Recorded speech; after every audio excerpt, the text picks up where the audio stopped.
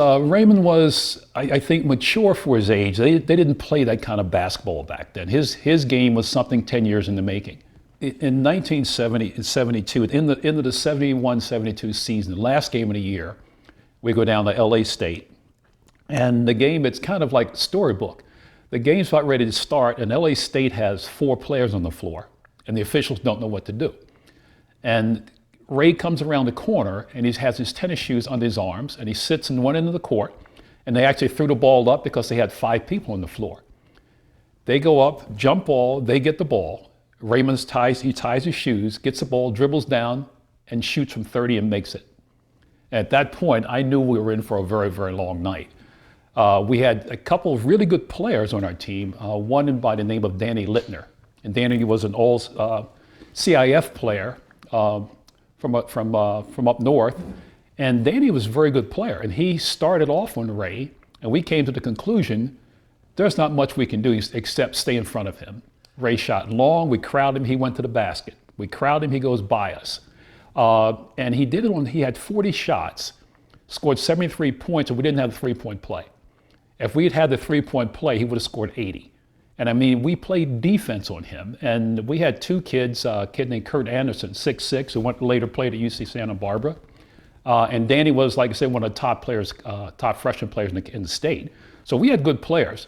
But Ray just did everything, made it look easy. When a shooter gets hot, 30 for 40. He shot him long, he shot him short, he shot him contested. He scored every way possible. And I knew he was a great player, but we just caught him when he was in one of those streaks, and he just took off on us.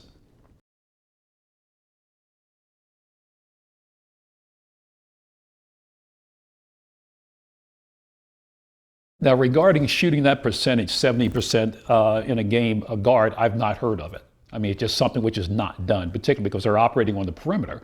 And most of Ray's shots came from the perimeter, so it's unusual. And only a phenom could do something like that. I've heard some other games that Ray scored and played well in, but the Long Beach State game was probably the one which is most memorable. And my best friend, Lynn Archibald, who later coached at Utah and worked with Jerry at Las Vegas, we went to graduate school together. And Lynn dogged me the entire summer after the game where Ray scored 73 on me. He dogged me the whole summer. And lo and behold, against Long Beach State, Eddie Ratliff, and I guess number 2 team in the country, Ray went off again. And it was a Saturday afternoon game. I didn't catch much of it, but he had 53. And that kind of validated the fact that this kid's a great player. He's not just an average player. And he averaged 32 points a game as a sophomore. And he was the dominant player. It's not hard to scheme for him, but your scheme still has to stop him. But he had some tremendous games.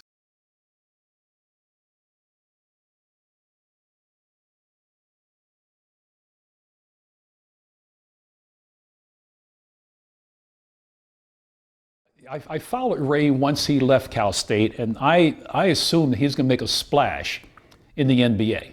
And I'm telling folks, this kid's going to be Rookie of the Year. You can wait till you see him play, whatever the case may be. And then things start happening. All of a sudden, there's no Raymond Lewis. And so I didn't know all that went on, but I'd heard about some of the contract issues and how he played once he got to camp. I think Gene Shue was coaching the Sixers at the time, but I didn't know what transpired. But I thought the kid would be Rookie of the Year.